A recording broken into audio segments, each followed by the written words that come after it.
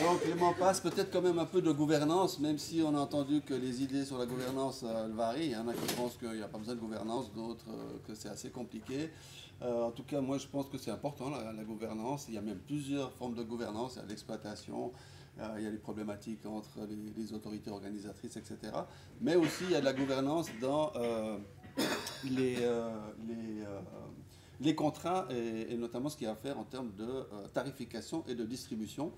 Et je vous montre ça quand même pour commencer. Je pense qu'il y a même un petit point, voilà.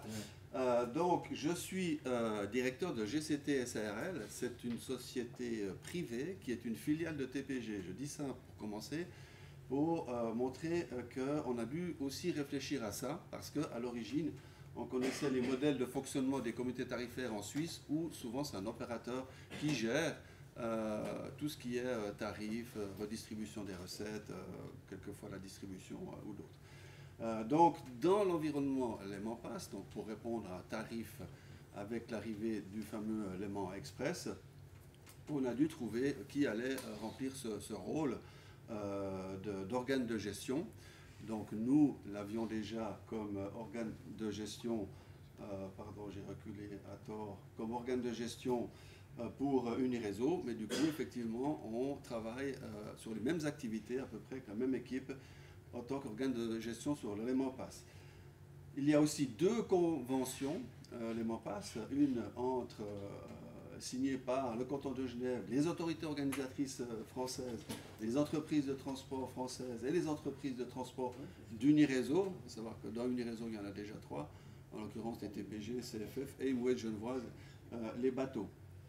Cette première convention prévoit qu'il y a un mandat qui est donné à une entreprise de transport dite gestionnaire et que cette entreprise de transport, en l'occurrence les TPG, ont le droit de sous-traiter ces activités de comité tarifaire à une filiale de leur choix. Il se trouve que cette filiale est GCT SARL. Et puis il y a en parallèle une convention entre les opérateurs de Léman Pass, convention qui traite essentiellement les éléments de distribution, de recommandations dans du respect de la tarification, des processus d'annonce des différents horaires, tarifs, parce que c'est des tarifs, je vous expliquerai tout à l'heure, qui restent quand même assez autonomes. Et là, cette signature-là, normalement, il n'y a pas d'autorité organisatrice. Il se trouve que dans l'environnement du Léman Pass, il y a la région Auvergne-Rhône-Alpes, parce qu'il se trouve que la région Auvergne-Rhône-Alpes a un rôle de distributeur. Et normalement, c'est un peu une particularité. C'est vrai, en Suisse, souvent, les distributeurs sont plutôt les opérateurs. Côté français, voilà, il peut y avoir des autorités organisatrices qui sont distributeurs, qui font... voilà, c'est d'autres métiers, d'autres compétences. Donc, on a trouvé cette solution-là. Donc, je pense que l'idée, là, c'est un peu de dire qu'il faut quelquefois ne pas avoir peur d'être un peu créatif, un peu sortir des sentiers battus. Et voilà, et là, c'est vrai qu'on avait quand même dû poser la question, parce qu'une des premières problématiques, c'était de dire, surtout de la part des partenaires français, est-ce que vraiment on va donner la gestion de cette communauté tarifaire à un opérateur, et en plus suisse? Donc voilà, avec quelques,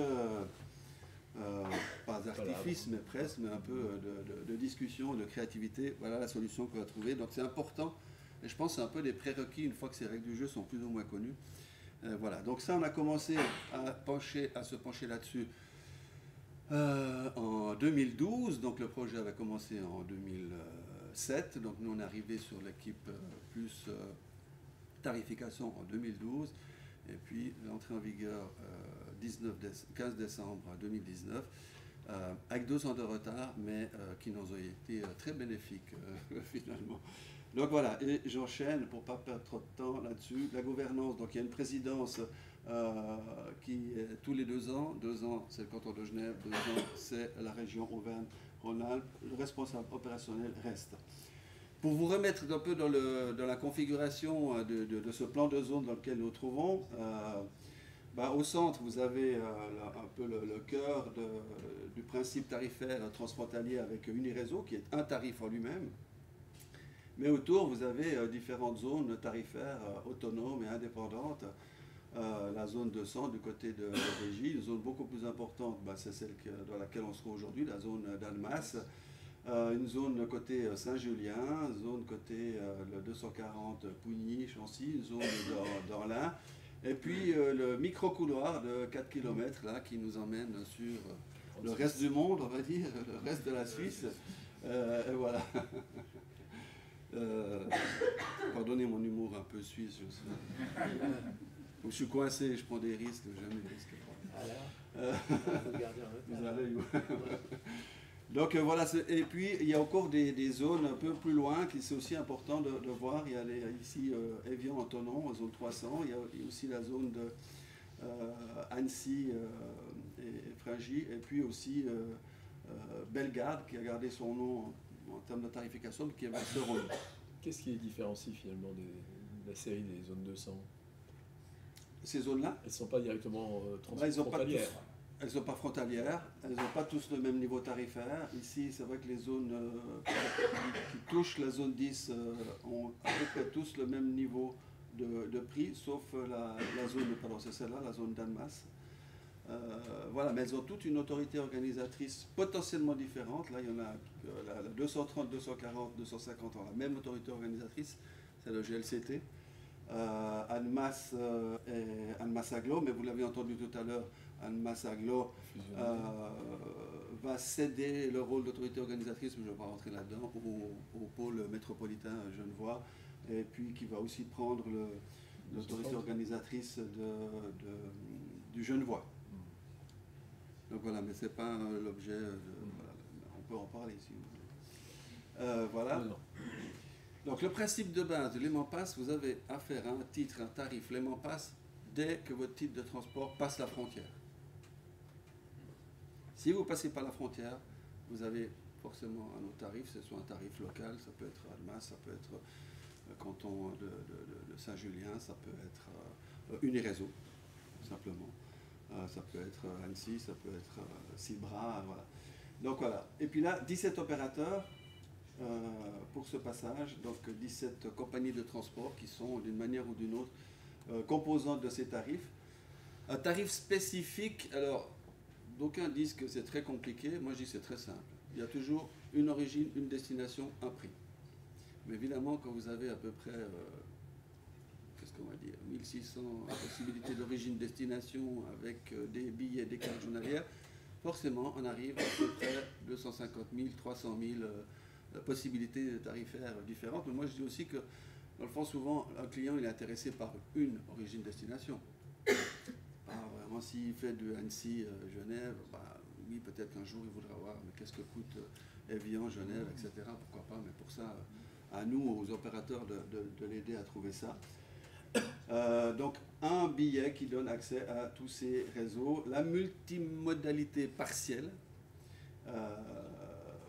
Malheureusement, il y a encore des parcours monomodaux, et c'est là que typiquement on se retrouve avec la problématique qu'on a entendue de Madame la maire de Magie, où effectivement, ben, voilà, il y a une offre pneus et une offre ferroviaire avec deux tarifs différents, mais qui sont à un jet de pierre, même pas l'un de l'autre. Alors, bon, pour moi, c'est vrai que je parle de pierre, mais pour moi, je trouve que comme responsable opérationnel du tarif, c'est un peu une pierre dans notre chaussure, parce que c'est dommage qu'on n'ait pas fait ça, parce que d'un côté, c'est vrai que les clients sont les mêmes, le tarif est différent. Donc, on a le tarif qui est d'Annemasse, la zone qui doit être à 70, et puis on a le parcours ferroviaire qui doit être autour, pour venir sur Genève, ça doit être 4 francs, non 5 francs, qui coûte 2 ou 3 euros de plus, le tarif par cœur. Mais donc c'est une question de revenus. Et on a le parcours TER SNCF qui est effectivement beaucoup moins de ventes, mais un meilleur prix, donc un rendement assez intéressant pour la région et pour SNCF. Et puis de l'autre côté, évidemment, un prix qui est moins de la moitié pour faire que le tarif d'Annemasse. Mais en même temps, Annemasse ne vend pas quelques milliers de billets, il en vend des dizaines de milliers.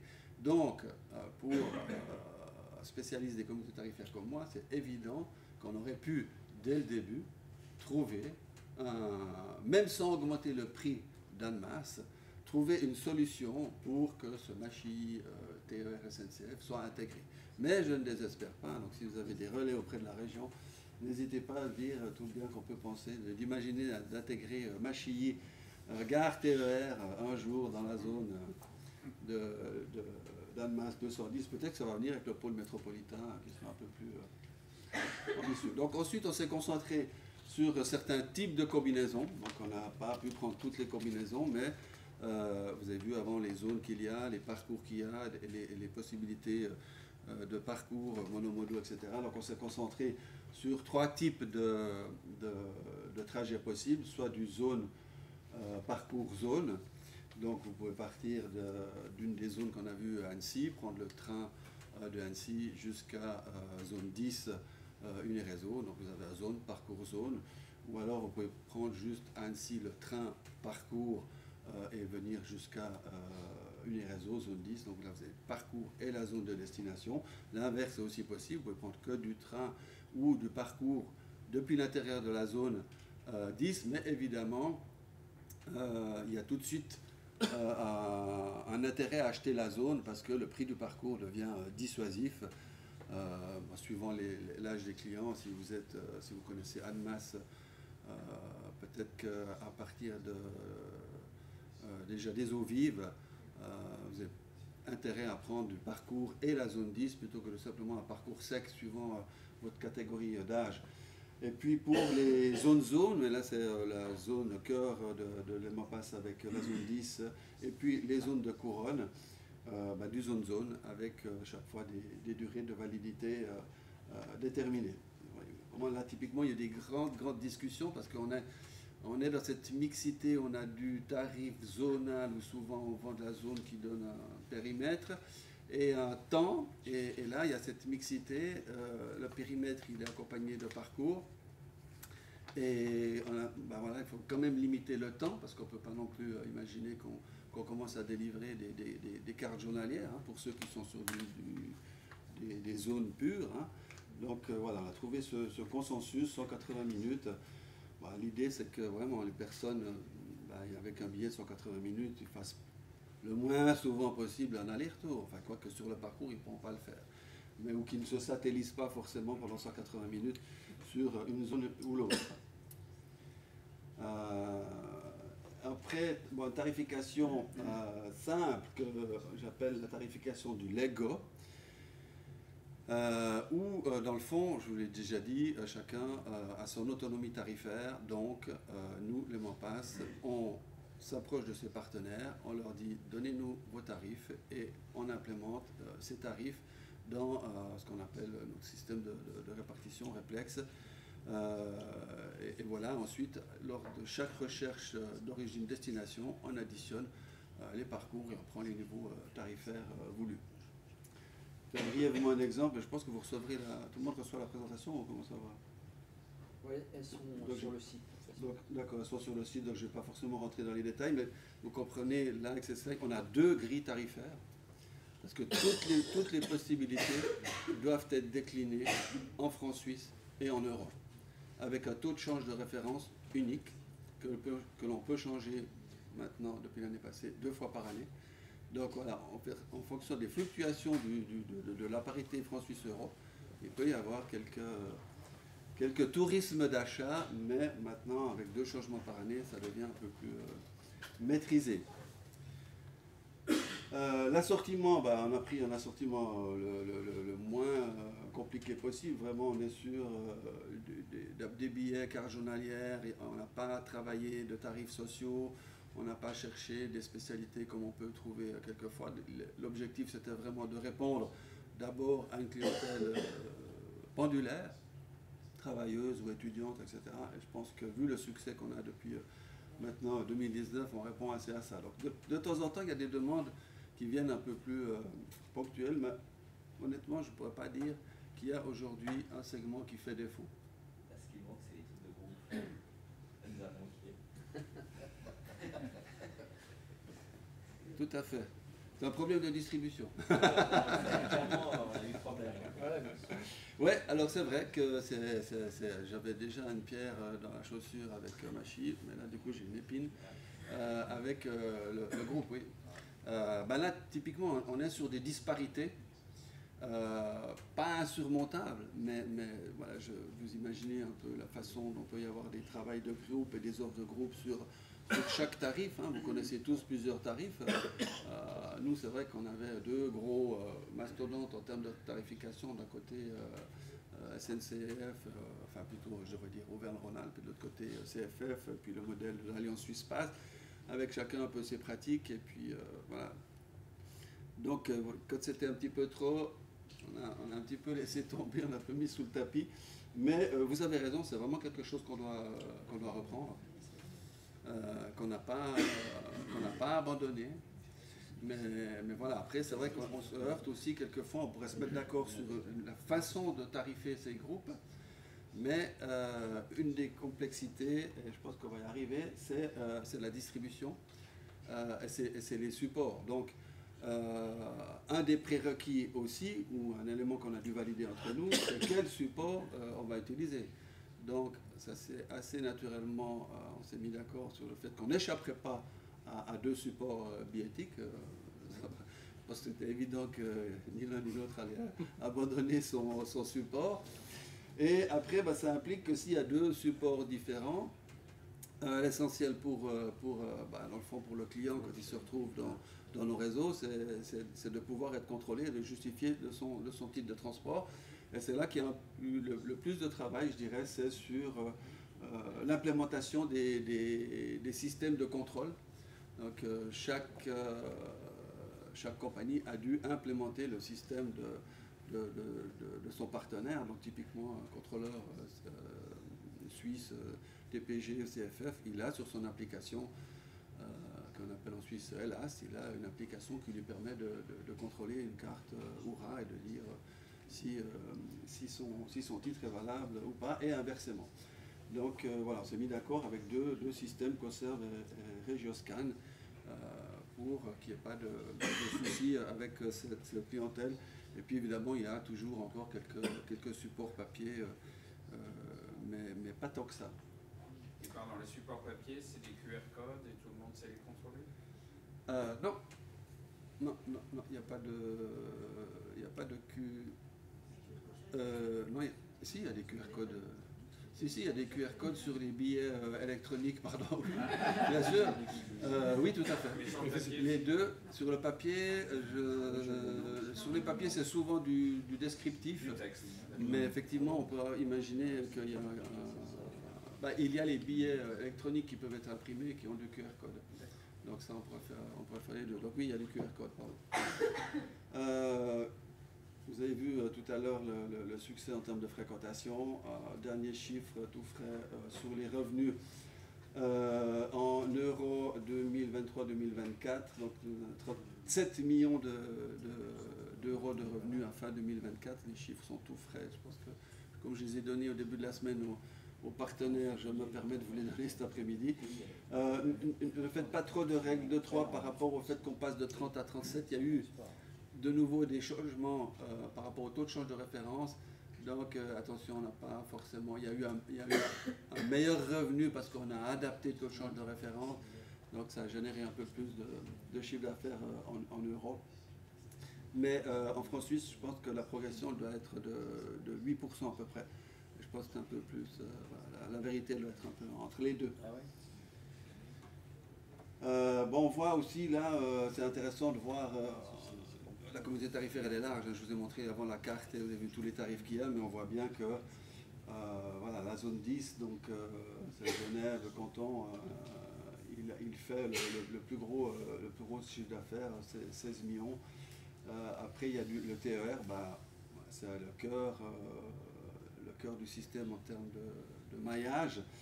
La 210, c'est Almas, donc voilà, c'est la zone contiguë, c'est là qu'il y a le plus gros parcours et le plus gros flux.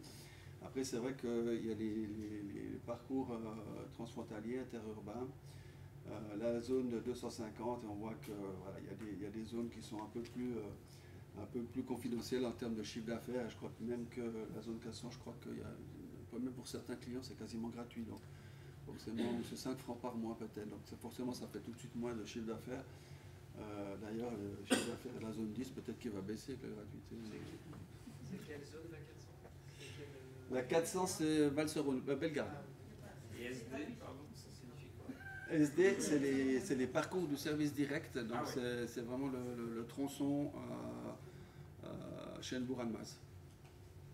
C'est que d'éléments passe, hein, c'est pas les C'est de l'élément passe. C'est pas le palier. Est-ce qu'il y a du... ferroviaire, c'est 10 millions en fait. SD, CCFF, TER, SNCF. On additionne les deux, oui. Donc ils passent devant. Non, mais la question c'était que les. En réalité, c'est que des chiffres transfrontaliers. Là, oui, il il n'y a pas pur oui. CFR, il n'y a pas pur TPG. Voilà, il n'y a rien, il n'y a pas de revenus locaux. Là, c'est 160 millions. Ouais. Ça, c'est les chiffres de la redistribution, ça, en fait. Oui. Hein. Zone 10, c'est 100. D'accord. Mais ce n'est pas les ventes qui sont faites. Mais l'essentiel de ces C'est ventes sont redistribution, faites ouais. par TPG, CFF, SNCF et aussi RATP, Annemasse. TAC, Annemasse. Tac. Ouais. Bon, qui a 210. Pardon, Il n'est pas là. il n'est pas là. T'as pas entendu? Il ne sera pas rapporté ni déformé. Hein. Est-ce que je peux vous demander de passer On à la avance. suivante? Réflexe, donc la répartition, je ne sais pas si vous êtes correct là-dedans, mais si vous imaginez de 4 opérateurs, une communauté tarifaire, chaque ligne représente différentes ventes. Donc pour simplifier, je n'ai pas pris trop de ventes, mais là vous avez l'opérateur A qui a fait 4 ventes, donc par exemple une vente verte plus bleue. Donc il a vendu 11 parts de Lego. Hein. Et ensuite on refait une répartition primaire où on récolte tous les parts de Lego de l'opérateur A, donc toutes les ventes bleues qui ont été faites dans d'autres parcours reviennent ici, 6 unités. On fait l'exercice pour chaque opérateur. On fait aussi l'exercice pour les parts de Lego des communautés tarifaires, s'il y en a. En l'occurrence, la zone 10, c'est comme ça qu'elle est traitée. Chaque fois qu'elle est comprise dans un tarif, d'ailleurs elle devrait y être partout, l'exemple n'est pas tout à fait juste. Elle se retrouve ici pour une répartition primaire, donc ça vient dans ce coup-là de ma casquette Uniréseau. Et quand j'ai reçu une zone Uniréseau, je sais que je dois la répartir 2 cases jaunes pour l'opérateur B, une case verte pour l'opérateur C. Et on fait ça une fois par mois avec des centaines de milliers de ventes. Pas une douzaine comme là. Et après, bon, évidemment, il y a des compensations. On voit que lui, il a vendu 11 billets, mais il a droit qu'à 6 parts, etc. Donc, il n'y a pas de mouvement de fonds, c'est juste netté. C'est celui qui a trop d'argent qui le reverse. C'est une simple répartition. Donc, on va il y a pas, voilà. C'est vraiment par compensation que ça se fait. Voilà, l'entourage aussi, ben, là, les différents tarifs locaux français qui restent mais qui ne sont pas du tout intégrés. Je ne vais pas forcément venir là-dedans. Et puis, voilà. Rémi avec Y. Un française, non? Ah ouais, c'est Rémi sans famille, le petit. Merci, Voilà, merci mais bien. volontiers. Je ne sais pas si on enchaîne ou les d'autres questions maintenant encore. Aux questions, si les questions de clarification ou d'approfondissement sur ce modèle-là. Bref, c'est assumé du coup qu'il peut y avoir des tarifs zone qui soient moins chers que le tarif par zone. Oui, ça fait partie, il y a des trous dans la raquette, hein, donc c'est vrai qu'on a aussi admis qu'on ne couvrirait pas tout, qu'il y a effectivement des achats scindés qui restent plus avantageux. Non, mais même sans ça, par exemple, j'avais C'est cherché pas ça. à prendre un billet journalier Genève-Annemasse et de souvenir, le billet de parcours plus zone en journalier coûtait plus cher que zone-zone. Du coup, ça m'interrogeait. Alors l'information, il va vous le donner tous les tarifs. Par contre, au moment de l'achat, le système, il devrait vous donner le plus avantageux. Parce que si vous allez sur le calculateur, j'ai mis le lien dans la présentation, le calculateur. Voilà, donc lui, il va vous dire, bah, effectivement, vous pouvez le faire, mais parce que le tarif, il existe, mais il n'a pas. Je devrais peut-être. Je pense que le système de vente, il va pas vous le donner. Mais peut-être que Jenny Ça dépend où aussi. En Suisse, oui, il va donner le meilleur, mais Il y aura le choix. Donc c'est pour ça qu'on le met, mais je pense que c'est... Voilà, est-ce qu'on va l'enlever Après, ça dépend. Alors la distribution, par exemple, c'est intéressant parce que vraiment, nous, en tant que responsable du tarif, on n'a rien à dire. La distribution, elle est restée de la compétence, soit de l'autorité organisatrice OURA qui fait sa distribution avec OURACOM, ou des opérateurs existants et déjà distributeurs. Donc c'est très intéressant d'entendre. Madame, vous aviez une question tout à l'heure. Oui. S'il vous plaît.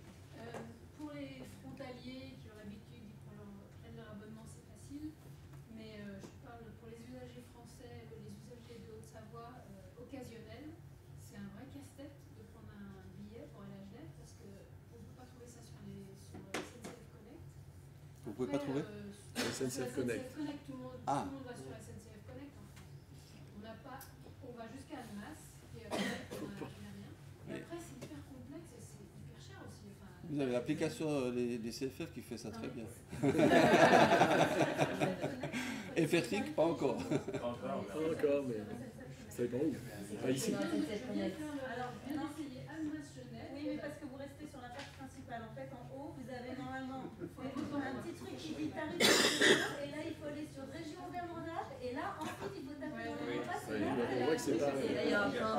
Mais je vous remercie, madame, parce que c'est vrai que là, vous voyez à quel point c'est complexe. Parce que Connect, ils ont une application qui...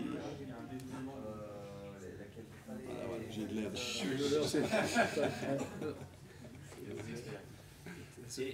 Allez-y, j'en prie. Oui, comment dire, vous avez eu le mérite de faire travailler ensemble des gens qui avaient tous leur logique chacun de leur côté et qu'il fallait qu'à la fin, ils retrouvent les recettes qu'ils escomptaient en fonction de leur logique.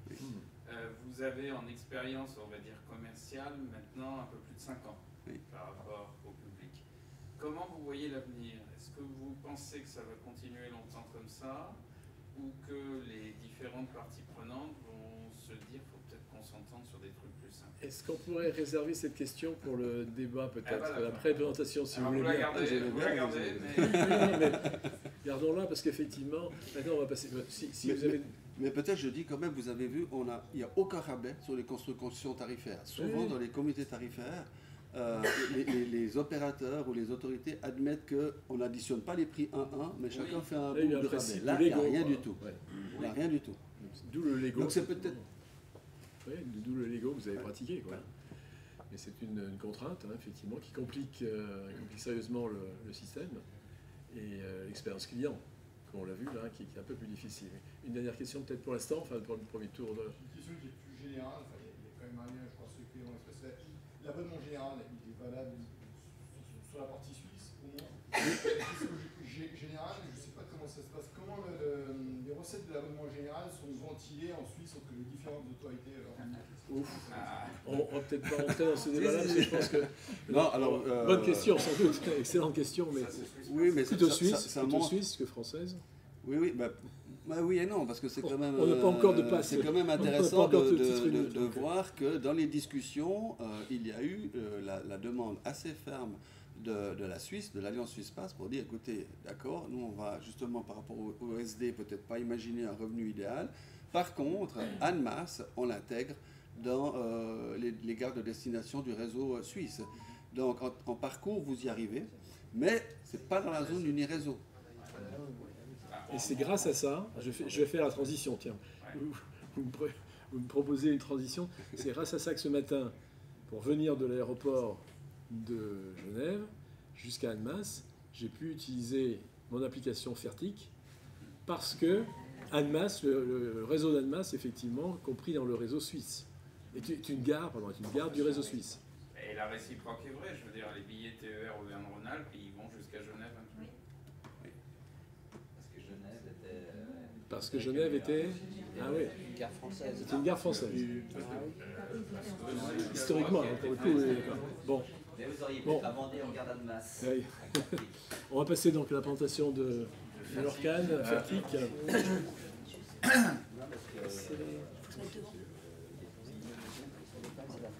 L'Orcane se met devant, oui. Mettez la PowerPoint. Ah, C'est bon, bon, voilà. voilà. Oui, oui, bien sûr.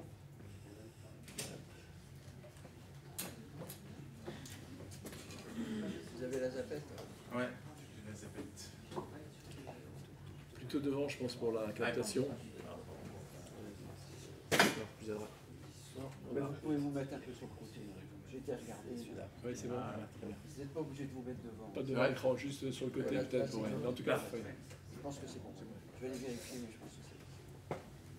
Alors, comme on a pu le voir, c'est pas toujours simple côté usager. Donc là, je vais prendre un peu la perspective de l'usager. Je vais parler de ce que, en tout cas, nous, chez Fertic, nous proposons. Vous êtes distributeur, tiens, pour Nous sommes bien- distributeurs. en fait. Hein. Nous sommes distributeurs, mais pas seulement, mais oui, nous Oui. sommes distributeurs. Et notre ambition, c'est effectivement de faciliter cette intermodalité. Et donc de se déplacer en toute simplicité, c'est l'objectif. On prend vraiment l'usager, nous c'est vraiment, on met vraiment l'usager au cœur de notre action en permanence. Et on a proposé un produit qui s'avère être celui-ci. Lorsqu'on approche d'une gare, d'un arrêt, on a juste à déclencher son trajet. Ensuite, on peut montrer un type de transport qui est valide sur tout le périmètre dans lequel Fertic est disponible. Et ceci en intermodalité, en multimodalité, dans la journée, dans le mois. On peut utiliser, voilà, pour l'intégralité de ces déplacements, cette application sur le périmètre dans lequel on peut distribuer les titres. Donc sur le périmètre de la Suisse, on couvre l'ensemble du périmètre, hein, l'ensemble des transports publics. Historiquement, donc nous sommes une société suisse basée à Berne. On affiche effectivement un QR code qui est disponible pendant le trajet et qui permet de passer les contrôles. Juste en guise de précision, effectivement, donc on est basé sur du post-paiement, donc géolocalisé à travers l'application mobile. Ici, on le voit, c'est un départ qui se fait depuis Lausanne d'un trajet et qui arrive en banlieue de Zurich. C'est 2h46 de trajet. Il s'avère que voilà, sur ces 2h46 de trajet, on a emprunté divers modes de transport, divers opérateurs, un métro, un bus urbain, un intercity et un train régional. Et ici, on voit les différents points bleus sont les points de géolocalisation de l'usager tout au long de son parcours, à partir du moment où il a démarré son trajet sur l'application. À son arrivée, il y a un check-out, soit automatique, soit il l'a fait de lui-même. Et là, du coup, on peut reconstituer l'intégralité de son trajet et lui tarifer le meilleur tarif en fonction de sa catégorie, de son âge, de plein de profils potentiels. Donc c'est une vraie solution qui est intermodale pour le métro, le bus, le tram, le train, le bateau en Suisse également. Et c'est effectivement un seul check-in. Et il est également possible de voyager à plusieurs. On peut rajouter des comptes, on peut rajouter également des vélos, des animaux de compagnie, s'il y a une tarification spécifique pour ces besoins-là. Donc à propos de Fertic, alors on est né en 2016, enfin la solution Fertic est née en 2016, et initialement on était disponible sur l'ensemble de ces périmètres-là, donc les 3 périmètres principaux d'origine. En 2 ans, on a couvert l'ensemble du périmètre de la Suisse, qui regroupe 250 opérateurs et effectivement tous les modes de transport. Depuis 2018, ça a progressé, comme vous pouvez le voir, la carte de l'Europe est en train de se constituer progressivement. Notre couverture s'étend toujours de plus en plus. En novembre 2024, on a atteint les 200 millions de trajets. Donc on part de 5 millions en 2018 uniquement sur le territoire de la Suisse, de 3 millions en 2018 uniquement sur le territoire de la Suisse, à 200 millions aujourd'hui. En 2024 en tout cas, même maintenant un peu plus, couvert par la Suisse, l'Autriche, une partie de l'Allemagne, on le voit, qui est encore morcelée sur certains endroits. En France, quelques territoires couverts, comme l'Occitanie, la Normandie, et Grenoble très prochainement. Et le Danemark dans son intégralité depuis 2024, comme je vais vous le présenter juste après. On est bien plus qu'une simple application. On a également la capacité, grâce à nos données spécifiques de géolocalisation, de entrée-sortie, d'avoir les nœuds de correspondance en temps réel des usagers.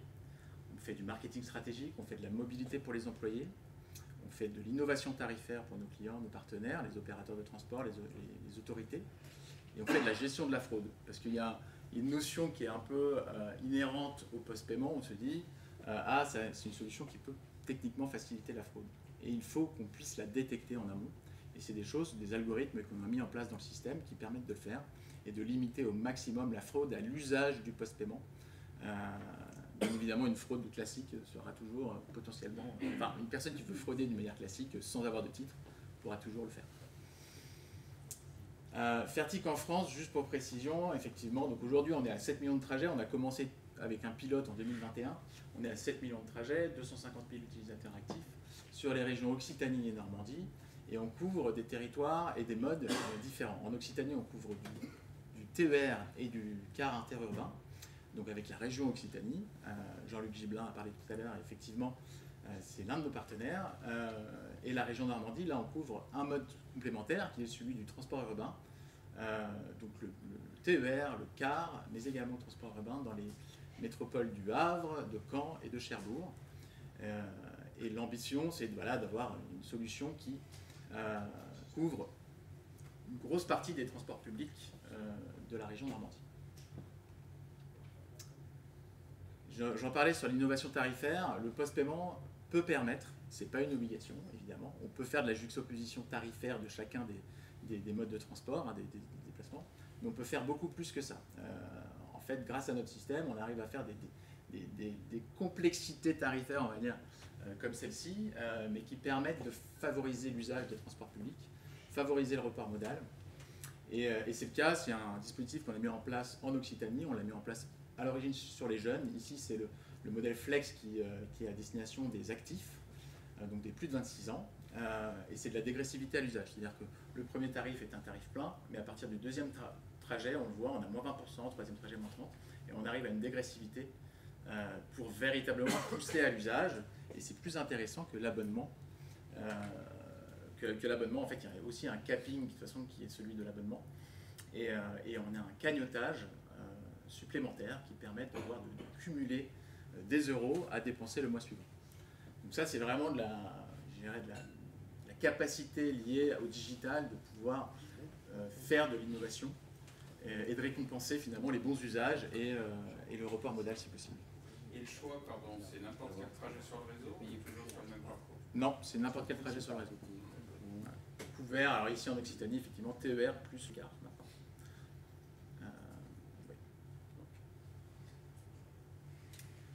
Parler du Danemark, donc on sort maintenant du marché français, mais au Danemark, il y avait un système en place, historiquement, qui était un système basé sur la carte, qui était du in-out également, où il y avait en 2022 à peu près 3,2 millions d'actifs, 172 millions de trajets annuels. Ils ont décidé, donc le Rise the Court, qui est une organisation qui était l'organisation qui proposait cette carte à l'ensemble du Danemark, a décidé de digitaliser l'expérience à travers le smartphone, et donc a lancé tout récemment, donc en 2024, en septembre 2024, une réplique de Fertic. Donc c'est notre solution, mais brandée Rise the Court, et qui permet de se déplacer sur tous les transports publics du pays, en un seul swipe, donc en un glissement de doigts, la même expérience que celle de Fertic en Suisse, mais à l'échelle du Danemark. Et aujourd'hui, voilà, on a des très très bons résultats. On est à 10 millions de trajets. En janvier, on était à 7,5 millions de trajets. Maintenant, on est à 10 millions de trajets depuis qu'on a lancé. On a lancé en septembre. On a été notifié du marché en octobre 2023. Donc, c'est-à-dire qu'en très peu de temps, on a réussi à livrer une solution qui est maintenant aujourd'hui live. Et voilà. Pour un pays qui a la taille d'une région française. Quoi. Exactement. Si on exclut le Groenland, bien sûr. On n'en parlera pas. Pas de débat. Mais effectivement. Ouais. Effectivement, ici, vous voyez, c'est exactement la même expérience que c'est sur l'application Fertic, avec un slider, il y a juste la couleur qui change, il y a le et le nom. Un autre lancement qu'on vient d'effectuer, c'est du transfrontalier. Et effectivement, on a cette capacité, grâce au post-paiement et à la digitalisation, de pouvoir essayer de lever les barrières de la billettique traditionnelle, de ne pas s'affranchir un peu de ces éléments bloquants de chacun des territoires. Et c'est effectivement ce qu'on a mené, ce qu'on mène en fait déjà encore, maintenant en ce moment, entre l'Allemagne et les Pays-Bas, et bientôt la Belgique, en fait, ça va couvrir 3 pays. Avec un de nos partenaires qui est un opérateur qui s'appelle Arriva et qui fait une circulation sur l'ensemble des 3 pays en ce moment, et qui avait besoin forcément de distribuer ces titres d'une manière simple, et donc est passé par une intégration dans l'application proposée par Arriva qui est Bimble, l'intégration du swipe, la même chose que sur Fertig. Donc c'est notre solution en SDK qu'on a plugué dans l'application de Bimble. Comment vous gérez les trous de réseau d'un pays à l'autre? Comment on gère les trous de réseau d'un pays à l'autre? Alors, il y a le réseau de données, c'est ça? Oui, le réseau téléphonique, typiquement. Il faut forcément avoir du roaming à un moment, au départ et à l'arrivée. Entre deux, on arrive à reconstituer, on a quand même des données qui sont gardées dans le téléphone et qui seront envoyées au système à la fin du trajet, mais il faut quand même avoir du roaming à la fin, au départ et à l'arrivée. Donc il faut avoir de la donnée. En termes de produits, j'expliquais, on a 3 produits. On a un Fertig Lab qui est vraiment pour mener des expérimentations avec des fonctionnalités qui peuvent être plus ou moins limitées, mais qui correspondent à Fertig Rouge, notre produit universel. Et le Fertig SDK qui est d'intégration dans une API tierce, un MAS régional, un MAS local, on peut très bien intégrer. Et enfin, je voulais vous partager ça. Alors c'est une des fonctionnalités qu'on propose également, et notamment en Suisse, sur lequel on a pas mal de références déjà aujourd'hui, qui est du B2B. Aujourd'hui, on le voit, il y a de plus en plus la volonté également par les employeurs de pouvoir financer une partie des déplacements des employés. Et ici, on peut faire du paiement par tiers. Et donc, l'employeur va directement contribuer au déplacement en transport public de son employé, afin de limiter l'usage de la voiture de service, la voiture, ou de la voiture individuelle, clairement. Ça peut être entre plusieurs sites de la même entreprise, c'est couvrir l'intégralité des déplacements entre 2 sites d'entreprise. On va limiter ça sur une origine-destination spécifique à certains horaires dans la semaine, par exemple, on peut faire ça. Ou alors on peut l'ouvrir à l'ensemble des transports publics ouverts, par exemple en Suisse. Ça dépend vraiment de la volonté de l'employeur. Les entreprises, elles limitent ou elles laissent ouvert en général? Ça dépend. Ça dépend des entreprises. Ouais. Alors, généralement, c'est limité en budget. Elles offrent un budget mobilité à l'année. Après, elles peuvent limiter plus ou moins sur le périmètre d'utilisation. Donc, Fertig et les CERM, les atouts de Fertig dans le cadre des CERM, je voulais juste présenter cela, mais c'est un système qui est innovant, qui est éprouvé, qui est centré utilisateur, léger, économique, évidemment, parce qu'on s'affranchit, je dirais, de toute la partie matérielle, et déployable rapidement, comme on a pu le voir notamment au Danemark. Il y a une possibilité d'intégration de tarification mono, multimodale entre réseaux urbains, régionaux, interrégionaux. Nous, on peut intégrer des réseaux qui sont complètement séparés. Il n'y a pas forcément besoin qu'il y ait de l'intégration tarifaire pour que ça fonctionne. On a des possibilités d'expérimenter beaucoup de choses, notamment avec Fertig Lab, un de nos produits. Et on est en conformité aux standards d'interopérabilité, que ce soit pour les données, les contrôles, permet les échanges avec les interfaces, les systèmes existants sur le territoire. D'ailleurs, ça sera intéressant d'entendre après ce que vous aurez à dire sur le titre unique, mais effectivement, nous, l'idée, c'est qu'on puisse capitaliser sur les standards qui vont être proposés demain, notamment sur le territoire français, et faciliter les déplacements transfrontaliers, donc sans couture, avec une gestion qui peut être multidevise, adaptation au passage frontière, avec les standards existants sur les différents territoires. Donc voilà. Merci. À quelle fréquence vous facturez, vous encaissez en claque les transactions? C'est quotidien? Ça dépend. Ça dépend. Moi, je l'ai reçu 10 minutes après être arrivé ici. Donc, oui, mais tu as reçu une notification. Oui. Ouais, une notification, mais tu n'es pas encore facturé. Ouais, d'accord. Tu seras peut-être facturé dans la nuit si tu n'as pas fait d'autres déplacements. Occasionnel, super occasionnel. Entre 4 et 5. Après, ça peut être de la facturation à la semaine ou au mois. Et vos clients, ils choisissent quel type de facturation? Ça dépend. Ça dépend des territoires. Et après, parlez-moi des réactions, de refus du fait que finalement, on soit pisté d'un bout à l'autre. Ah oui, tout est géolocalisé. Alors, il y a un point sur la géolocalisation, effectivement. L'idée de la géolocalisation, je pense que c'est un frein existant pour certaines personnes. Il y a des personnes qui ne le voudront jamais. Donc, Donc il y a toujours d'autres solutions, hein, généralement, que l'utilisation de Fertic. Mais dans la réalité, nous, de ce qu'on garantit, c'est que la géolocalisation elle est uniquement utilisée pour pouvoir pricer le bon tarif. Et on va sortir tous les autres. En fait, lorsque le déplacement, même si on est traqué, lorsque le déplacement ne correspond pas à un déplacement en transport public, on le supprime de nos bases. Donc on va pas, même si on piste quelqu'un qui sort d'un mode de transport pour aller dans un autre, toute cette période qu'il aura entre deux modes de transport, on la supprime. Donc on n'aura véritablement que les données qui sont liées à son parcours transport public. Allez-y. Est-ce qu'on pourra espérer avoir Fertic un jour sur la région d'Elmas? Parce que je crois que c'est pas le cas. Effectivement. Et deuxième question, est-ce que les initiatives comme la récente prise de décision de la région Île-de-France de passer à un tarif unique, est-ce que ça peut être un obstacle pour vous? Parce que ça réduit un peu la plus-value de Fertic si Non. Non, à la limite, c'est plus simple pour nous dans la réalité. Ouais, c'est plus simple à gérer pour nous. Mais pour l'utilisateur. Ah, pour l'utilisateur également. Ouais, pour l'utilisateur. Vous sortez de la difficulté de correspondance réseau ferré, réseau bus que IDF Mobilité, c'est toujours pas géré. Non, ouais. Il y a encore des... Voilà. Mais plus la tarification devient simple, effectivement, l'usage fait que l'usage de l'application reste simple, mais oui, ça c'est un élément mais qui pour nous est plus simple à intégrer, c'est beaucoup plus simple. Et pour Admas, la réponse elle est pas de mon ressort. Est-ce qu'elle est de votre ressort non plus? Non. Je croyais que vous vouliez répondre à la question. Non. Je me permets. Est-ce que vous avez été confronté à de la méfiance au début peut-être? Ah, forcément, ouais. Que le trajet proposé est bien sûr. Ouais, bien sûr. Comment vous arrivez à... Alors déjà, je pense que j'ai moins l'historique sur la Suisse. Parce que je ne fais pas partie de la Suisse. Mais en France, effectivement, là où on a commencé à débuter, bon, on a l'expérience de la Suisse où on a déjà un grand volume de transactions et donc un historique qui est quand même relativement important et donc on peut le justifier. En France, évidemment, donc généralement ce que l'on fait, c'est avec nos partenaires, on lance un lab pendant quelques semaines et on teste et on démontre qu'on est en capacité de vraiment reconstituer les trajets comme il faut.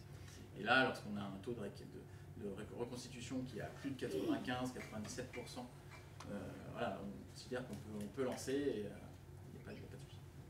Et l'intérêt pour les opérateurs et les AO, c'est quoi? C'est l'expérience client, c'est l'induction de trafic ou la réduction de la fraude? Parce qu'en fait, le titre est plus facile à créer. Il y a les trois. Je dirais que c'est vraiment les trois. Expérience client, ouais. Vous mesurez un petit peu, vous faites un avant-après à Fertic ou non? Alors nous on le fait, mais nos clients le font, surtout. Nos partenaires le font. Ouais. Madame, c'est vrai. Justement, vous avez parlé de Grenoble tout à l'heure. Oui. Est-ce que c'est une commande de là-haut? Comment ça se passe? Est-ce que justement c'est un laboratoire pour les futurs projets qui vont se passer prochainement sur Aura, couverture à la concurrence ou des choses comme ça, et avec les liens Almas et... Alors sur Grenoble c'est particulier. La Suisse, ouais. Alors sur Grenoble c'est particulier, c'est une commande du SMAG directement, du syndicat mixte. De pouvoir justement tester expérimenter le post-paiement mobile. C'est véritablement ça l'objectif. C'est bien un lieu test. C'est une expérimentation live qui sera pendant un certain nombre de mois et pour ensuite voilà. Sans les trains. Alors sans les trains, il n'y aura pas les trains, il n'y aura pas les TER, malheureusement. Mais bien sûr, si la région. On est en France, oui, on va. On est en France. Est-ce que vous exploitez ou commercialisez les données justement sur les trajets même à mobiliser avec une valeur, j'imagine? Ouais, non. L'opérateur pour... Qu'aux clients? Non. Qu'à vos clients alors, non. Autorité, alors non, oui, bon, du coup on ne les commercialise pas. C'est partie du... Et on les exploite. Alors nous, pour le machine learning est forcément très important. Ça, on a besoin de ça pour... En termes de méthode de connaissance des territoires, des flux de mobilité... Ouais, alors aujourd'hui non, on ne diffuse pas du tout les données. Aujourd'hui c'est vraiment un choix, c'est un choix, c'est véritablement une volonté de ne pas les diffuser. Et de toute manière, on n'a pas les droits de le faire. Est-ce qu'on peut passer... On va peut-être passer à la troisième présentation, parce que le temps avance et vous êtes prise par le temps, je crois, donc vous avez un... Bon. Alors, on va passer maintenant au titre unique. On reste dans le domaine du post-payment, de l'application aussi. Et du prépaiement. On fait les deux. On fait les deux en plus. Oh, non, d'accord. Donc, c'est les... Alors Claire, vous êtes donc consultante, mais... C'est ça, j'interviens auprès donc, de la DGTM, donc pour ma part sur la partie plutôt gouvernance, marketing et communication. Donc aujourd'hui, on va plutôt se focuser sur ces sujets-là. Peut-être dans un premier temps, pour lancer le sujet, tout le monde n'a pas forcément l'historique sur le titre unique. Donc le titre unique, initialement, c'est un projet qui est issu d'un hackathon d'il y a 2 ans et qui part de 4 constats que vous pouvez voir affichés ici. On va faire assez rapidement, mais vous devez à peu près les connaître. On a donc en effet donc, des voyageurs qui ont leur habitude, qui vont évoluer dans le temps. On a pu le voir avec les augmentations de l'utilisation des transports en commun, notamment avec le télétravail qui a pas mal changé les pratiques. Donc, qui crée de nouvelles opportunités pour repenser les parcours, les usages, notamment aussi sur les sujets d'intermodalité. On a aussi donc, cette loi d'orientation des mobilités qui a été publiée en 2019, qui du coup pousse les AOM à ouvrir leurs canaux de vente de transport et même qui les oblige à ouvrir leurs canaux de vente. On a aussi donc des AOM qui, comme on a pu le constater aujourd'hui, ont tous des projets de masse locaux ou de SERM qui du coup s'entremêlent et créent parfois des frontières entre les régions. On a donc ici l'objectif du titre unique est quand même de jouer commun et de du coup mutualiser tous ces projets et de les rendre donc d'avancer plus loin tous ensemble. Ouais, effectivement. Et enfin, on a bien sûr l'ouverture à la concurrence qui va aussi impacter l'ensemble de nos partenaires, avec des SNM, donc des services numériques multimodaux historiques, comme SNCF que l'on connaît, et des nouveaux entrants qui arrivent, du coup, notamment par exemple sur la région sud, puisque j'en parlais précédemment. Donc on a une nécessité d'assurer que ces nouveaux SNM aient la possibilité d'entrer du coup sur ces canaux de vente et que les usagers aient accès à toutes les opportunités de déplacement qu'ils peuvent avoir. Bon, en parallèle, on a aussi, comme vous pouvez le connaître, le savoir, on a des budgets qui sont de plus en plus contraints, donc notamment aussi pour les collectivités locales. Donc l'un des objectifs donc, du titre unique est bien sûr de mutualiser les ressources, notamment sur tous les développements de LSI et de créer une interopérabilité des systèmes. Donc peut-être pour donner un peu plus de concret sur ce projet, le projet titre unique, c'est plusieurs on va dire, briques. Donc, tout d'abord, on va avoir une offre de mobilité post-payée au niveau national, donc, qui est en expérimentation. On le met sur le même modèle que Fertic a pu proposer, qui permettrait par exemple, à titre d'exemple, de faire un voyage Tours-Paris en TER sans changer d'application, juste en quelques swipes. On a aussi donc, des titres de différents réseaux qui peuvent être accessibles sur une même application. En tout cas, c'est l'objectif. L'objectif, c'est de faire vendre les titres d'une AOM, on va dire, en de Saint-Étienne, pour aller vendre à Lyon de manière assez simple et concrète. Donc pour cela, on va avoir des briques technologiques qui sont mises en place. Tout d'abord, une application nationale qui est pour le moment à l'état d'expérimentation, qui est l'objectif, comme on disait, c'est de pouvoir regrouper l'ensemble des titres proposés par les différentes AOM sur une seule application pour que l'usager puisse s'y retrouver facilement. Vous parliez plutôt des occasionnels qui parfois, en arrivant sur un nouveau territoire, ont des complexités à comprendre le fonctionnement des offres tarifaires. Ici, l'objectif, c'est qu'un occasionnel ait juste à se connecter sur son application et ait accès à tous les tarifs possibles sur les lieux où il souhaite se déplacer. Et bien sûr, inversement, les tarifs seront aussi disponibles sur les applications locales. Donc, par exemple, sur l'application Oura, on retrouvera bien sûr les ventes, les tarifs, par exemple, de la Bourgogne ou des villes environnantes. Enfin, donc, ça c'est pour vraiment la partie front office. On a aussi toute une partie back office qui est prévue, qui s'appelle donc la plateforme nationale d'interopérabilité, ou PNI, qui a pour objectif donc d'avoir une forme de marketplace pour que toutes les AOM, gestionnaires de services et fournisseurs de services comme SNCF puissent se connecter à cette brique de back office, intégrer leurs tarifs, en se basant bien sûr sur la PAN, pour ceux à qui ça parle. Donc, qui est la base de données actuelle où les calculateurs d'itinéraire se branchent pour avoir justement toute l'offre de services qui est proposée par les différents gestionnaires de services.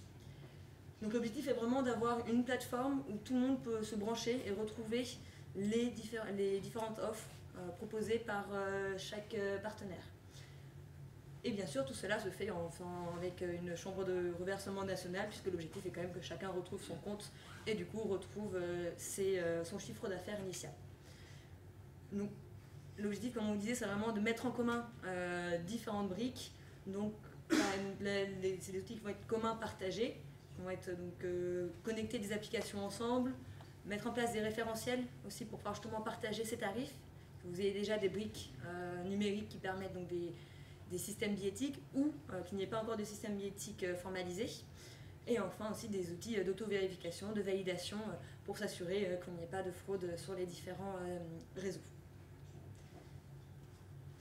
Donc, pour les AOM, il y a quand même donc, des gains qui sont cherchés, donc, que ce soit au niveau de la simplification pour les usagers ou même au niveau donc, de la, comme on parlait précédemment, la normalisation des systèmes informatiques. Donc, ici, on a en effet une promotion donc, à l'échelle nationale et à tous les niveaux de format normalisé. Donc, par exemple, l'objectif étant de mettre en place des QR codes sur un format qui est défini, donc l'intercode 6.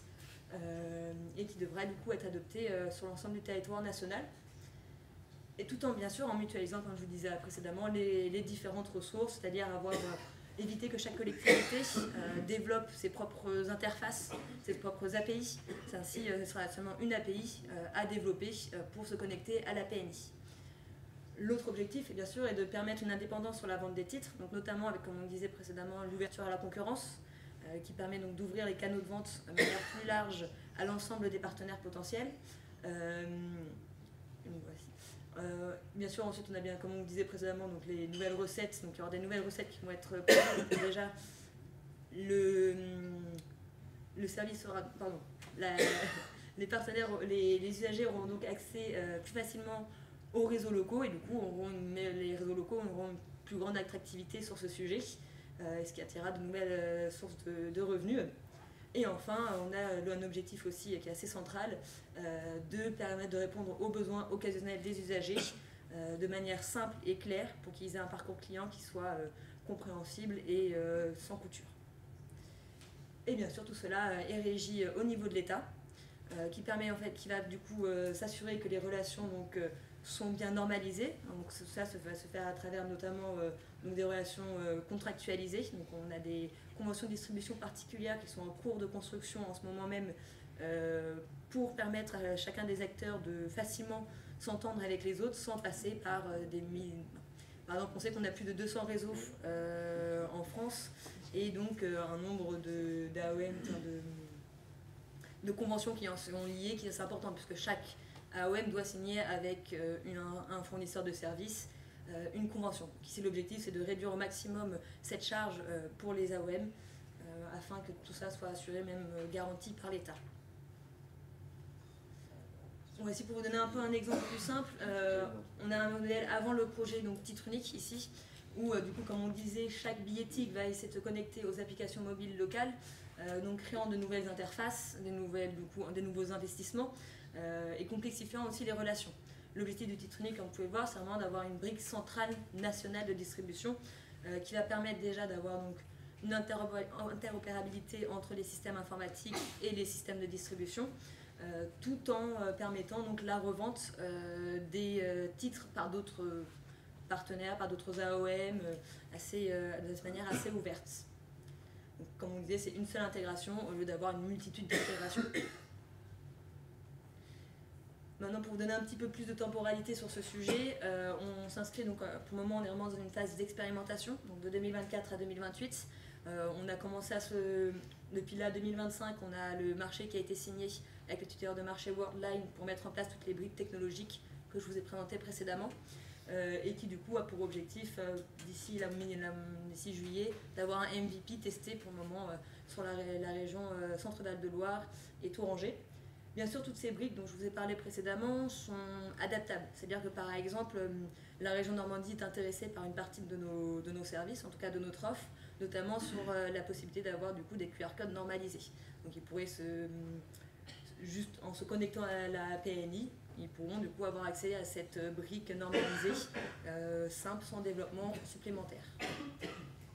Donc en ce moment, on est vraiment dans la phase de test. On est sur une notion vraiment très de MVP, qu'on va élargir au fur et à mesure avec dès 2026 aussi l'intégration de des nouvelles AOM, de nouveaux partenaires comme Île-de-France Mobilité qui sont aussi intéressés par ces briques technologiques. C'est pour ma part. Très bien. Merci. Pour le client, par contre, lui, c'est transparent ou il va avoir apparaître les différents tarifs des différentes régions? Alors, il va y avoir plusieurs options. Le client, il va avoir deux choix. Soit il va pouvoir passer par le post-paiement. Donc là, c'est simple, il sera avec la tarification préférentielle. Pour le prépaiement, l'objectif final, l'ambition en tout cas du test unique, c'est d'avoir un seul acte d'achat. Donc ça sera totalement transparent. L'objectif, c'est vraiment de faciliter son trajet pour pas qu'en effet, par exemple, là, pour faire un trajet Lyon-Copé, pour prendre l'exemple du Lemon Pass, il ait besoin de chercher du coup, le billet sur SNCF Connect, dans une part pour faire le trajet et dans une autre part. Donc, il y a vraiment un objectif de simplification au maximum. Pour simplifier, ça veut dire que c'est forcément complet avec une recherche itinéraire. C'est ça, oui. Ce sera optionnel ou obligatoire enfin, vous avez dit ils sont intéressés par ça, mais du coup, est-ce qu'on arrivera à acheter un billet de bout en bout ou ça dépendra si la région participe ou pas? Alors, l'ambition serait en effet que ce soit de bout en bout et que ça touche toute la France. Pour le moment, il n'y a pas d'imposé, ce n'est pas imposé aux différentes régions, aux différentes AOM, même si on souhaiterait parce que ce serait plus simple. Mais non, pour le moment, on reste sur quelque chose de très expérimental, on teste, on voit un peu toutes les briques et au fur et à mesure, on va plus ou moins valider ou invalider certaines briques. En se disant que bon, finalement, celle-ci n'a pas forcément d'intérêt, les masses locaux sont déjà bien au fait sur le sujet, ils n'ont pas forcément besoin d'aller plus loin.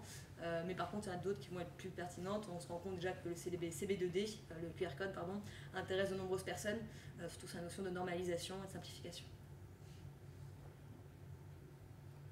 C'est une approche très, très flexible finalement. Vous allez vous adapter aux besoins. On teste et normalement d'ici 2028, on aura en tout cas une vision plus claire de la solution finale. C'est un peu inquiétant de voir une expérimentation qui dure aussi longtemps. Mais en fait, il faut la lire autrement. C'est-à-dire qu'il faut vous adapter effectivement. C'est l'agilité. C'est l'agilité. Pour l'instant, le seul support, c'est le téléphone. Il n'y a pas projet d'avoir un support type carte. Non, ce sera totalement digitalisé pour le coup. En tout cas, à l'heure actuelle, ça n'a pas été la discussion. Quid de la dimension européenne? C'est une discussion au niveau européen, au niveau législatif, l'OMS, qui je suis la commission. Vous pouvez parler un petit peu plus fort? Quid de la dimension européenne? Parce que là, tel que vous le présentez, c'est un projet assez français. D'intégration, de normalisation, c'est très bien, mais on reconnaît un peu une longue histoire. Puis au niveau européen, où ces mêmes questions se posent. Après tout, soit pour les transfrontaliers proches, soit pour la branche du public qui voyage sur plusieurs pays régulièrement et où la question du last mile se pose quand même aussi souvent. Donc c'était une des priorités de la commission sortante. Je ne sais pas avec quoi ils vont arriver. Je sais qu'il y avait des tas de choses différentes entre du pré-contractuel et du pré-normalisé. Comment vous vous situez par rapport à tout ça? Alors à l'heure actuelle, le transfrontalier forcément est bien ancré dans notre périmètre.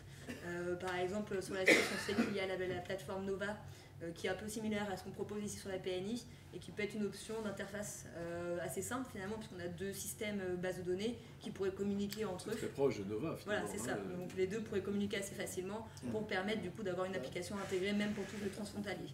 Après, cela c'est des discussions qui vont encore un peu plus loin. Pour le moment, on reste vraiment sur le périmètre même Centre Val de Loire pour être précis, puisqu'on est vraiment pour le moment sur l'expérimentation initiale et qui après va s'étendre au fur et à mesure aux autres régions et dans l'idéal, dans l'ambition, au moins le transfrontalier. Et après, si d'autres pays veulent se connecter à cette PNI, il y aura forcément des négociations et des discussions sur ce sujet. Ce que je veux dire, c'est qu'il y a aussi des tentatives de normalisation qui pourraient venir en haut. À l'échelle européenne, oui. Le mouvement des data space, c'est-à-dire ça s'inscrit dans cette logique-là. Non, je pense que la construction, à mon avis, rentre dans ce qu'on essaie de faire avec EONAX en France, ou je sais pas comment ça s'appelle au niveau européen, mais l'idée, c'est effectivement l'interopérabilité des bases de données. Quoi. À l'heure actuelle, c'est vrai qu'il y a au niveau européen, mais moi ce qui m'inquiète un peu dans ce que j'entends, on parle de Nova. Nova, c'est clair, les opérateurs ont l'obligation en Suisse de mettre à disposition. C'est le cas en France aussi. Ensuite, chacun n'a pas ses applications, qui posent d'autres problèmes, on est d'accord, mais au moins chacun est libre.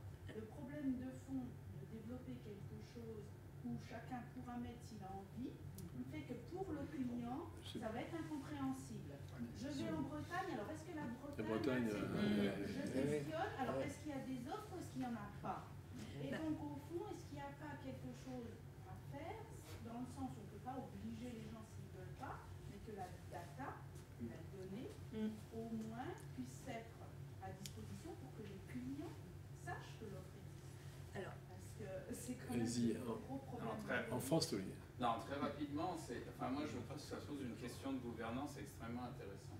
Oui. La Suisse, c'est un pays confédéral, c'est-à-dire qu'il y a 22 États indépendants qui ont un petit chapeau commun et ils n'aiment pas en mettre trop dans le chapeau commun, et néanmoins ils sont capables de faire depuis un siècle un abonnement général, des billets 10 services directs, etc.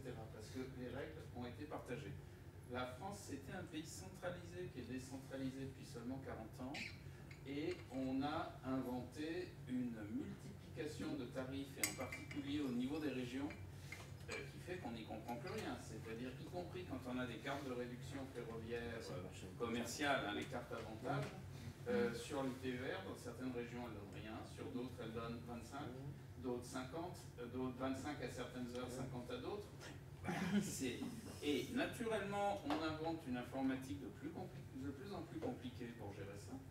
Mais les inventeurs de tarifs ont bien plus d'imagination que les informaticiens, et les informaticiens courent toujours derrière. C'est-à-dire que, par exemple, sur SNCF Connect, quand on voyage entre deux régions et qu'on a des cartes régionales, c'est la première qui rencontre qui est testée, et on n'a jamais les réductions liées aux... Je vous le dis, il faut les décocher. Oui, je sais, j'ai fini par je veux dire, je suis arrivé à la même conclusion, mais je veux dire, je pense que là, on n'est plus seulement dans un problème d'informatique.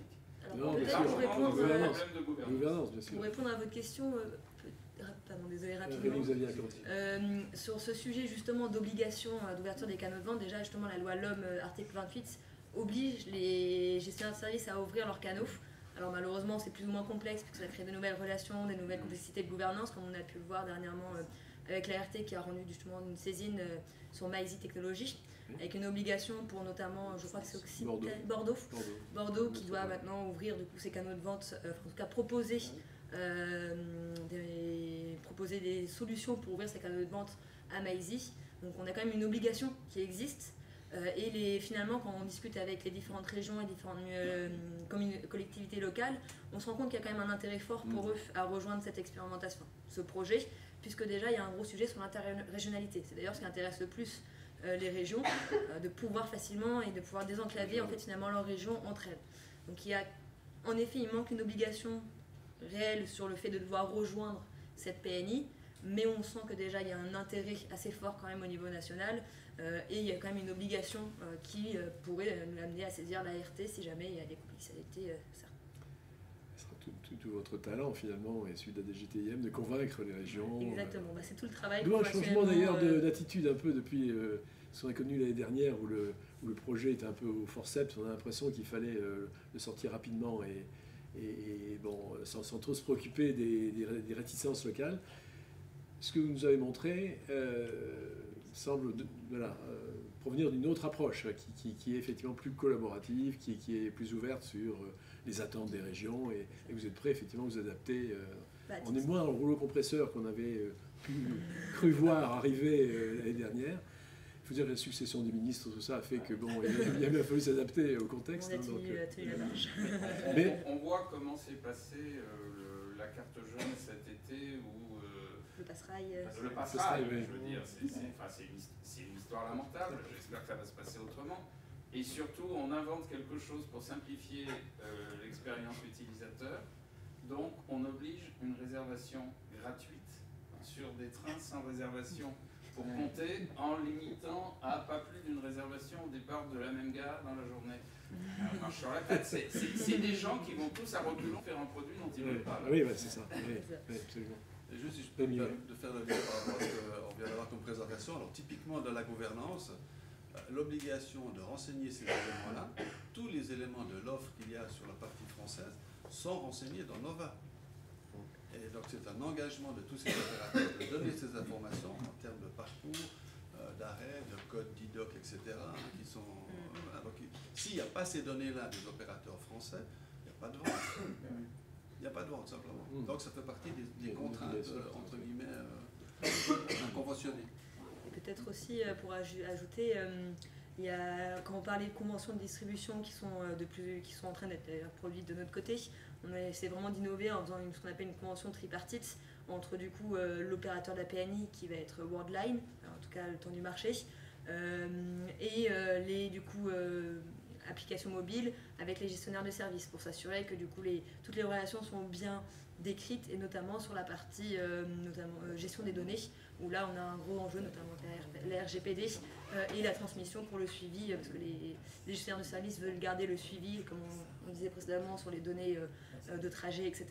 Là pour le coup il y aura des obligations aussi de partage mais tout en restant dans les normes RGPD. Ce sont que des données...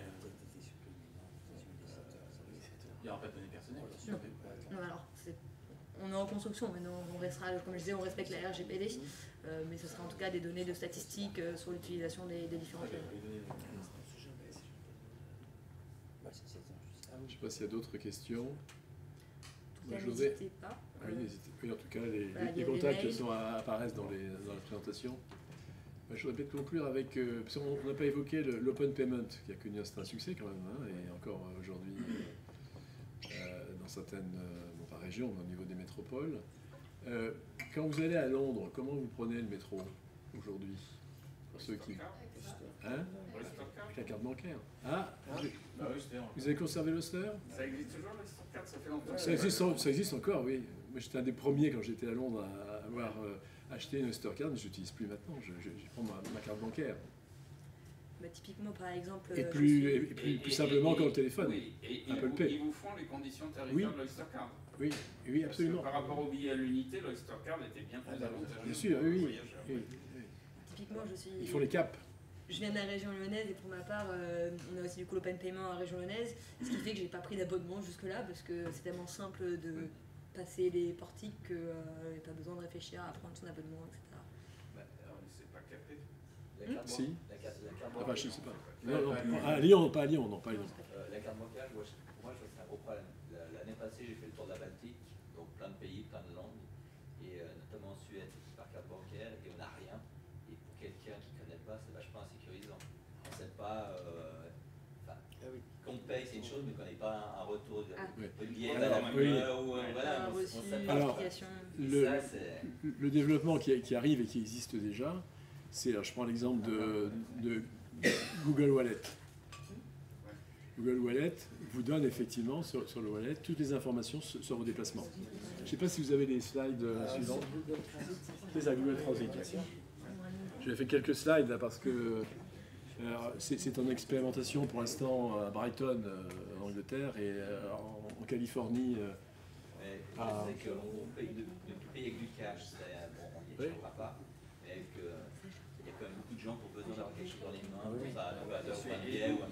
D'où l'intérêt d'avoir le détail, le décompte de ce qu'on a fait. Ce que vous faites Google Transit, c'est leur produit, mais donc sur le wallet, vous avez à la fois la carte, vous choisissez, vous tapez sur la carte de la région où vous êtes, hein, pour le peu qu'elle soit adhérente évidemment au système Google Wallet, votre carte bancaire à vous, sur laquelle vous êtes débité, donc vous pouvez être débité sur votre carte française quand vous vous baladez à travers le monde. Hein. Et là vous avez effectivement, alors ici, on commence par les savings par rapport à un cap. Là, vous pouvez effectivement économiser 7 livres dans ce cas-là, qui est plutôt effectivement le cas de Brighton. Et vous avez ici donc vos différents déplacements dans la semaine, dans la période, et vous avez le meilleur tarif qui vous est appliqué, le meilleur tarif qui existe sur cette carte-là. Donc c'est ce qui nous arrive, ce qui va nous arriver si on n'arrive pas à mettre en place titre unique ou des solutions plus souples que... Qui n'est pas intermodal. Ah si, qui est intermodal aussi. Oui, mais pas dans cet exemple-là, mais qui peut... Non, parce qu'en fait, c'est basé sur les tarifications de Brighton, mais ça pourrait être fait sur le Lehman Pass, par exemple. Oui, bien sûr. On peut entrer le Lehman Pass, on pourrait entrer le Lehman Pass dans Google Wallet. Donc vous le digitalisez, hein, et vous le mettez comme ça à la portée de tous les occasionnels, en tout cas, qui effectivement abordent la région. C'est un distributeur. Ils prennent une commission de distribution. Oui, une commission de distribution.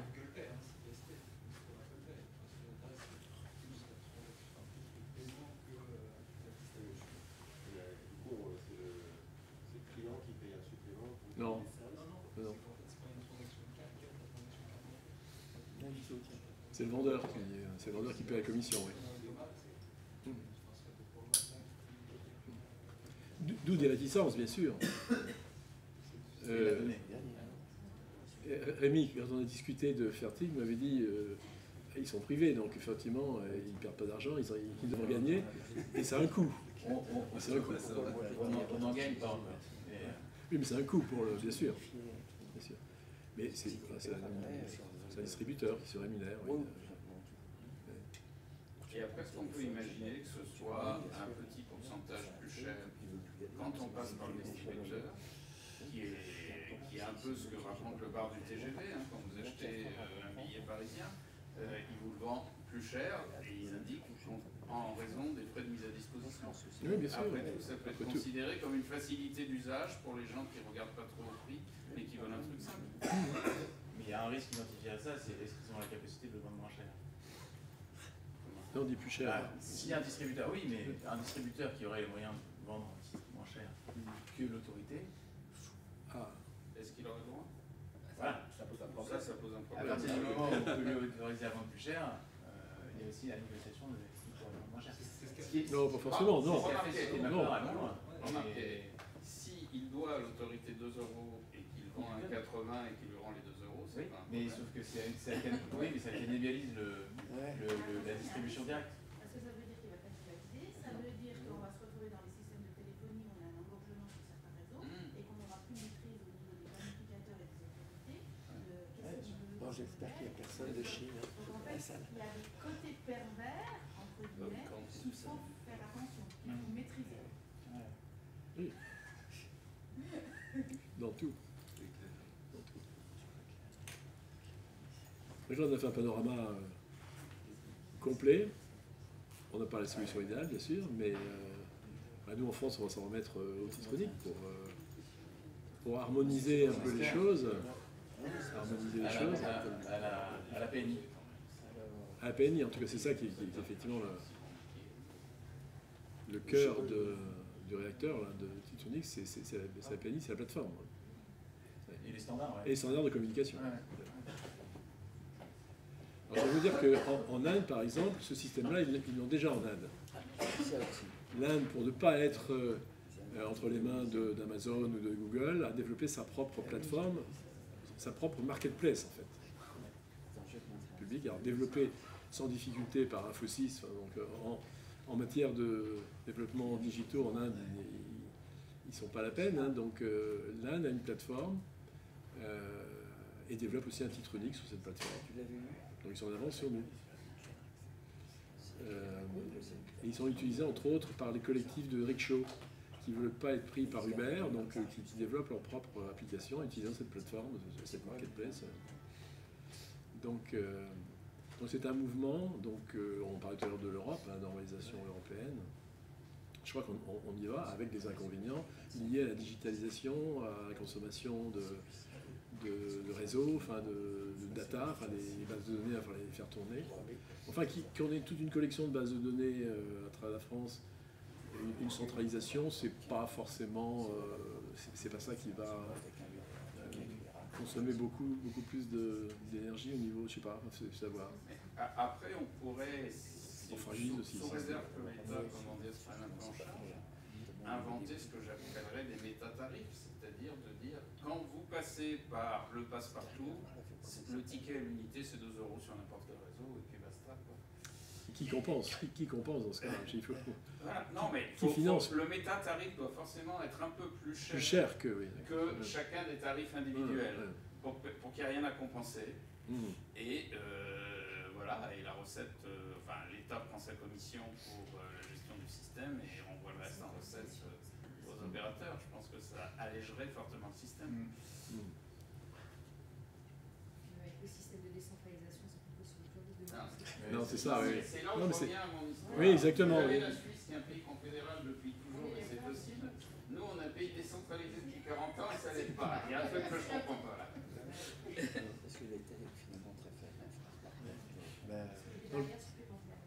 Quand on dit on régionalise, mais en plus on crée des institutions, le fameux millefeuille français, donc à chaque fois on crée des institutions, et c'est un peu plus lourd. Moi j'étais quand même assez frappé en regardant le rapport annuel de Lehman Pass, je m'attendais à voir l'éditorial du président de l'institution. Non, c'est effectivement le mot du gestionnaire, quoi, donc on est dans la gestion, on n'est pas dans l'institution, on est dans la gestion de l'outil technique.